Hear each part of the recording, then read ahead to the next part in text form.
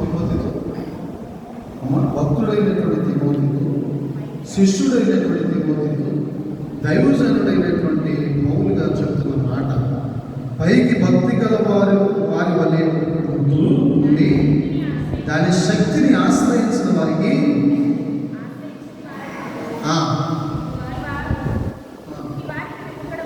అటువంటి వారికి దూరంగా ఉండబాబు అంటాడు. ఏమంటాడమ్మా దేవుడు? పౌలు గారు దైవజనుడు ఏమంటాడు తిరుపతి గారిని? పైకి భక్తి గల వారి వలె ఉంటారు, దేవుడి శక్తిని ఆశ్రయించారు. దేవుడి శక్తి అంటే వాళ్ళకేమి తెలియదు పాపం, అంతే. వాళ్ళకి తెలియదు, అంతే. వాళ్ళు ఏం చేస్తారు? తెలియనప్పుడు వాళ్ళకి ఏం తెలుస్తుంది? ఓ దయాళుడని రుచి చూసి తెలుసుకుంటేనే తెలుస్తుంది. తినకుండా దాన్ని అంటే అలాగే చూస్తుంటే తెలుస్తుంది. రుచి గొప్పగా ఉందో సప్పగా ఉందో తీపుగా ఉందో తెలుస్తుందమ్మా. దారిలో చక్కగా గిన్నె నిండా పెట్టుకున్నాం, కొబ్బరి చట్నీ చేసుకున్నాం, కూర్చుని తదేకంగా అలాగే చూడటం. ఇలా అంట రుచి తెలుతుందా? కడుపు పెడుతుందా? పెడుతుందండి. దేవుడు మాకు అలాగే చూస్తే ఏమి ప్రయోజనం? దేవుని యొక్క ఆత్మీయమైనటువంటి ఆ రుచిని మనము స్వీకరించాలి, ఆస్వాదించాలని. దేవుని రుచిని మనము ఆస్వాదించాలి. దేవుని యొక్క రుచిని మనం పొందుకోవాలి. దేవుని యొక్క రుచిని మనం కలిగి ఉండాలి. దేవుడు ఎటువంటి రుచి అయినాడు? దయాళుడు. యెహోవా దయాళుడు అంటే దయగలిగినటువంటి దేవుడు, అసహించుకునేవాడు, పొరపాటున గెట్టేసే దేవుడు, పొరపాటున శిక్షించే దేవుడు, మనలను ఆయన హక్కున చేర్చుకుని కౌగిలించుకుని ముందు పెట్టుకునే దేవుడు. ఎంత ఘోరమైన పాపులపైన దేవుడు మనలను ప్రేమించి మన పాపాలను క్షమించి మనను చేర్చుకునే దేవుడు. వాళ్ళెంతటి గనులైన, ఎంతటి నీచులైన చేర్చుకుంటారన్నాడండి. చేర్చుకున్నాడా? యూదులు పక్కనకి పరిమితం అంటే ఫస్ట్ దేవుడు.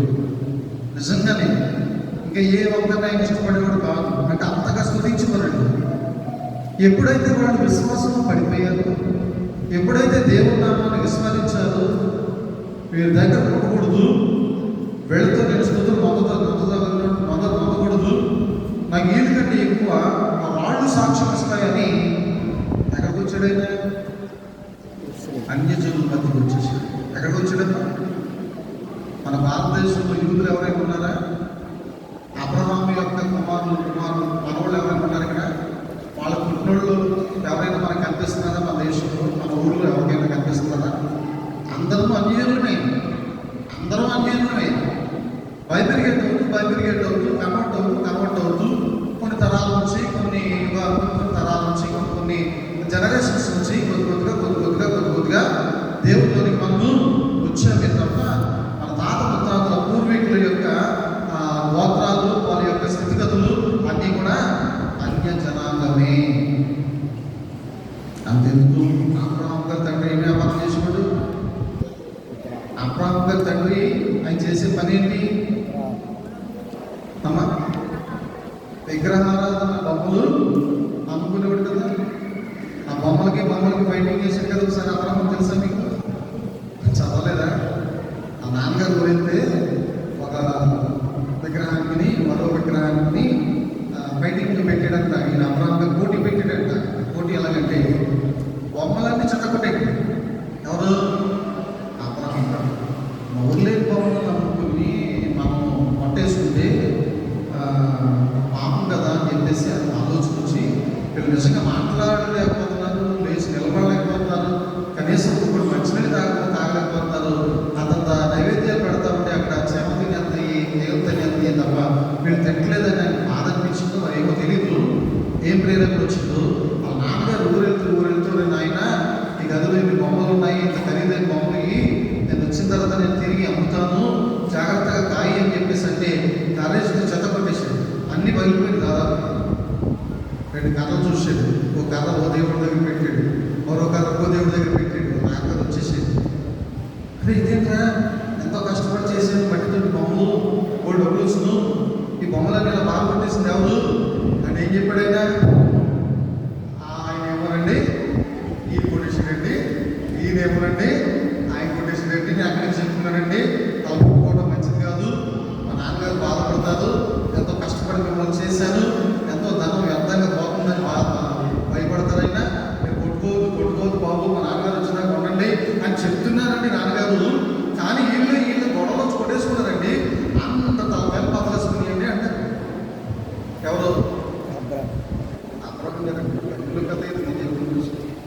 కథ కాదు నేను చెప్పింది.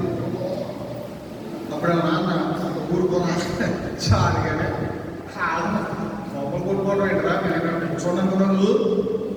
నేను మట్టితో చేసి బొమ్మది ఊపిరి లేదు, ఏమీ లేదు, కొట్టేసుకుంటా లేచిపోయి అని చెప్పేసి అంటే, మరి ఎందుకు నాన్నగారు మీరు అమ్మడం? ఆ ఊపిరి లేని, ఆ ప్రాణం లేని మీరు అమ్మి ఎవరు మోసం చేస్తారు మీరు? మాట్లాడే దేవుడు ఒక ఆయన ఉన్నాడు, ఆయన నాతో మాట్లాడాడు, నన్ను ఆయన పిలుచుకుంటున్నాడు, ఆయన సేవకు రమ్మని అంటాడు, నేను ఆయన సేవకు వెళ్తాను, ఆయన చెప్పింది చెప్పినట్టు చేస్తాను అని ఒక బొమ్మలు అమ్ముకునేటువంటి వారి కుమారుడు అబ్రాహాము దేవుడు నమ్ముకున్న తర్వాత ఏమయ్యాడు? అబ్రహాం అయ్యాడు. అబ్రహాం ఏమాడమ్మా? అబ్రహాం అయ్యాడు. అంతేనా కదా? పుట్టుకతోనే ఆయన యేసు ప్రభు చేశారు. ఎవరైతే మారుతారో క్రైస్తవులు, ఎవరైతే ఇంకా మారలేదో వారు అన్యులు. ఈ అన్యులకి క్రైస్తవ్యానికి కుల మతాలు ఏమి లేవు, వీటికి అంటుకోవు. ఇవి ఒక ప్రత్యేకమైనటువంటి తెగలవి అంతే. ప్రభునందు ప్రియమైనటువంటి ఏదేమైనప్పటికీ కూడా ఆనాటి ప్రజలు పైకి భక్తి గలవారు అనే వద్దు దేవుని శక్తిని ఆశ్రయించలేకపోతా ఉన్నారు. అర్థమైందన్నమాట. యూదులు ఏం చేస్తున్నారంట? శాస్త్ర పరిచయులు చెప్తున్నారండి, చేయట్లేదు. ఇలా చేయాలి మీరు అని చెప్తున్నారు, చేయట్లేదు. చేసినట్టు గొప్పడా, చెప్పినట్టు గొప్పడా? కష్టపడి చేసినట్టే గొప్పడు కదండి. ఒక అడుగట నీటైనా ఉన్నాయి కదా, ఒక అడుగట నీటైనా చేసినట్టు గొప్పడా, అసలు చేయడం గొప్పడా అన్నా. ప్రభునందు ప్రియమైనటువంటి వలన అగ్రపీఠాలు కోరుకున్నారంట, సంత వీధుల్లో వందనాలు కోరుకున్నారంట.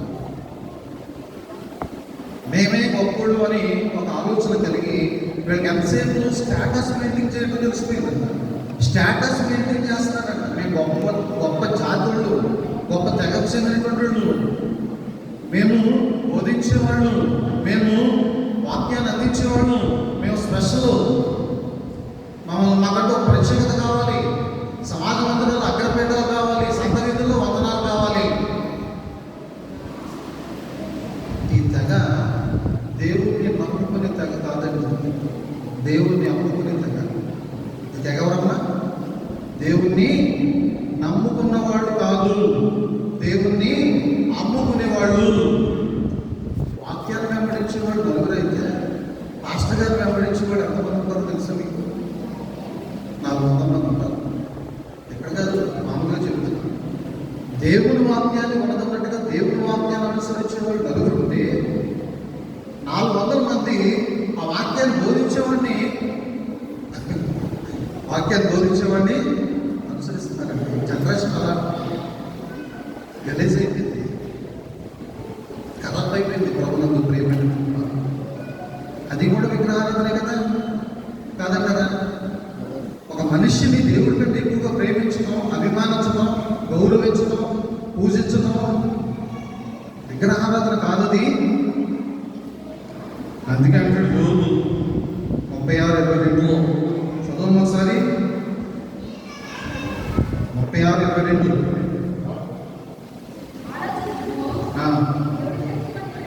దేవుడు శక్తిమంతుడై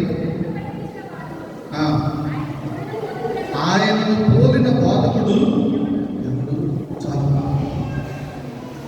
దేవుడు శక్తిమంతుడంటే నీకు ఆరోగ్యం బాగోకపోతే ఎవరు బాగు చేస్తారు? నువ్వు ఆకలేసి బెక్క చిక్కుపోతే నువ్వు బలపరిచి నీకు ఆహారం పెట్టేది ఎవరు? దేవుడా, బోధకుడా? బోధకుడు ప్రాధాన్యత అంతవరకే. దేవుడు ఆహారం పెడతాడు. సారెపేద వెళ్లడానికి ఏలియా ద్వారా 3.5 సంవత్సరాలు పోషించబడింది. ఏలియా తయారు చేసి పెట్టాడు భోజనం. సారెపేద వెళ్లడానికి ఎవరు పెట్టారు భోజనం? దేవుడు పెట్టాడు. ఏలియా ప్రార్థన చేశాడు అంతవరకే. అంత మాత్రాన దేవుడి కంటే ఏలియా ఎక్కువ? ఏలియా కంటే దేవుడు ఎక్కువ? ఆ విషయాన్ని గమనించాలి, పాయింట్అవుట్ చేసుకోవాలి. మాటలు ప్రభుత్వం ఏమైనటువంటి హెబ్రీయులకు రాసిన పత్రిక 10వ అధ్యాయము 11, 12 చెప్పి నేను ముగిస్తాను.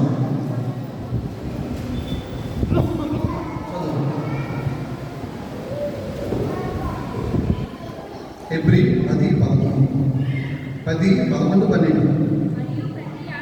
మరియు ప్రతి యాజకుడు దినదినము సేవ చేయొచ్చు,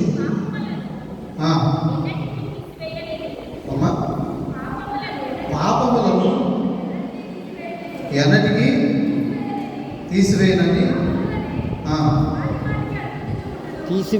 వాటికి అర్పించుచుండెను.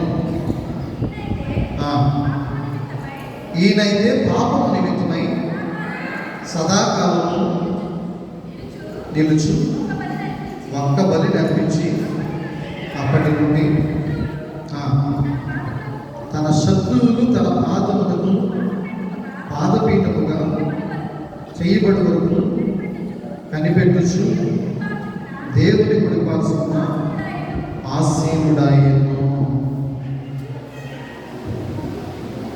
ప్రతి యాజకుడైనటువంటి పాత నిబంధన కాలంలో యాజకుడు ఈరోజు ఎవరైనా వాళ్ళు అర్పిస్తారంటే తీసుకొచ్చి వాళ్ళు అర్పించుకుని వారికి ప్రార్థన చేసి పంపించారు. మరలా ఏదో ప్రార్థన చేశారనుకుంటున్నాం. వారం పోయిన తర్వాత, నెల పోయిన తర్వాత, 3 నెలల తర్వాత మరలా వచ్చి మరలా దేవుడికి నైవేద్యాలు చెల్లించి మరలా బలులు అర్పిస్తామంటే మరలా బలులు స్వీకరించి బలులు అర్పించి నైవేద్యాలు అర్పించి దేవునికి చెల్లించి వారికి ప్రార్థించి శరకోపం పెట్టి వారి ఇంటి మీద మనకు అర్థం అవ్వాలి కదా భాష పంపించాం. అక్కడి నుంచి వచ్చినాయి, మన బైబిల్లో చూసినాయి అన్నీ కూడా. ప్రభునందు ప్రియమైనటువంటి అంతగా చేస్తున్నటువంటి యాజకుల యొక్క ప్రక్రియను బట్టి మనుష్యుడు శాశ్వతంగా మార్పు చెందలేకపోయాడు. అంటే ఈ వారంలో పాపం చేత ఈ వారంలో ఈ 6 నెలల్లో పాపం చేత 6 నెలల తర్వాత 6 నెలల్లో పంట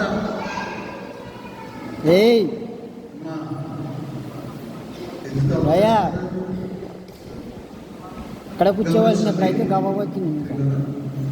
6 నెలల్లో పంట అన్నట్టు ఆనాటి ప్రజలు యాజకుల దగ్గర తీసుకొచ్చి ఎగ్జాంపుల్గా మీకు చెప్పాలంటే 6 నెలలకు బలు అర్పించి 6 నెలలకు బలు అర్పించే వరకు మనకు వచ్చినాం. ఎందుకనంటే ఈ 6 నెలలు మనం ఇప్పుడు పాపాలు చేసినాం, ఈ పాపాలను క్షమించుకుంటాం. సరే, మరి మళ్ళా ఇంకా చెల్లించుకుంటూ ఉంటారా? ఇంకా పాపం చేయకుండా ఉంటారా? మళ్ళా పాపం చేస్తున్నారు, మళ్ళా బలి అర్పిస్తున్నారు. కానీ ఈయన నిరంతర యాజకుడు ఏం చేస్తున్నాడు?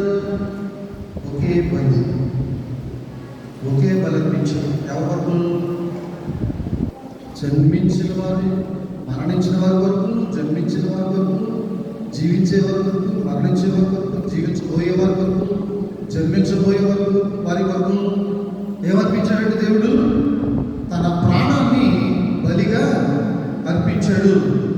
ఈ బలి అన్నిటికంటే ప్రాముఖ్యమైంది.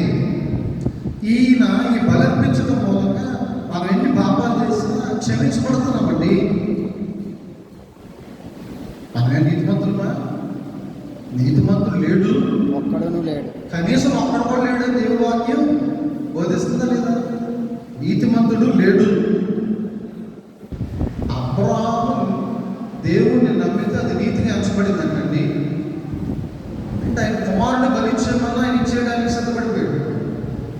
ఆయన కుమారుడు కూడా తండ్రి మాట విధేయుడై నేనే ఈ బలి పశువులకు అర్థమైపోయి ఆయన హాయిగా కొడుకున్నాడు. నా ఇంటి నన్ను ఇచ్చేసుకోండి బలి. అటువంటి నీతి ఏ తండ్రి కొడుకుల్లో ఉందండి ఈరోజు? ఉందా? ఏ తండ్రి దగ్గర ఆ నీతి ఉంది? ఏ కుమారుడు దగ్గర నీతి ఉంది? ఉందండి. కనుక మనం ఆలోచన చేస్తే ప్రభుత్వ ప్రియమైనటువంటి నిరంతర యాజకుడైనటువంటి క్రీస్తు దేవుని ఆత్మస్వరూపి అయి ఈరోజు నీ కొరకు నా కొరకు కన్నీరు విడుస్తూ ప్రార్థన చేస్తూ ఉన్నాడు. నిన్ను నన్ను పాప కూపంలోంచి పైకి తీసుకురావాలని ఆలోచన చేస్తూ ఉన్నాడు. జిగట మన్ను కలిగిన భూమిలోంచి మనల్ని గట్టెక్కించాలని ఆయన ఆలోచన ఉన్నాడు. మరి దేవుని ఆలోచనకు మనం కట్టుబడి ఉందామా? మనుష్య ఆలోచనలకు కట్టుబడి ఉందామా? ప్రతిరోజు బలులు అర్పించే సేవకులకు అందుబాటులో ఉందామా? నిత్యము నీ కొరకు ఒకే బలిగా అర్పించబడినటువంటి దేవుని వాక్యానికి విధేయుడమై ఉందామా? చెప్పాలి. అందులో మనం ప్రశ్న వేసుకోవాలి, దానికి ఆన్సర్ చేసుకోవాలి. పుట్టింప నా వంతు, పోషింప నా వంతు, ఇంటింప నా వంతు అని దేవుడు సాక్షాత్తుగా మాట్లాడుతూ ఉన్నాడే. ఆయనకి తెలియకుండా మన జీవితాల్లో ఏమీ జరగదు. అటువంటి దేవుణ్ణి నమ్ముకున్న మనము మనుషులను నమ్ముకున్నట్టు కంటే యెహోవాను ఆశ్రయించిన మేలు. బలులు అర్పించడం కంటే యెహోవా మాట వినట శ్రేష్టము. అంతే కదండి, వాస్తవమా కదండి? దేవుణ్ణి ప్రేమించే వరమే ఉండాలి, మనుషులను ప్రేమించే వరమే ఉండదు. దేవుణ్ణి ప్రేమించడం ప్రారంభిస్తే ఆటోమేటిక్గా ఈ వీడిని కొడుకుని ప్రేమించే స్వభావం దేవుడి మనకు ఇస్తాడు. అటువంటి కృప పరిశుద్ధాత్మ దేవుడు మీకు అనుగ్రహించును గాక. ఆమేన్. లేచి నిలబడదాం, ప్రార్థన చేసుకుందాం. గురుపడి యేసు గారు, జ్యోతి గారు, మరియమ్మ గారు, పెద్ద కుమార్తె అల్లుడు గారు, అన్నలు, అమ్మరాలు, గురుపడి భరణ గారు,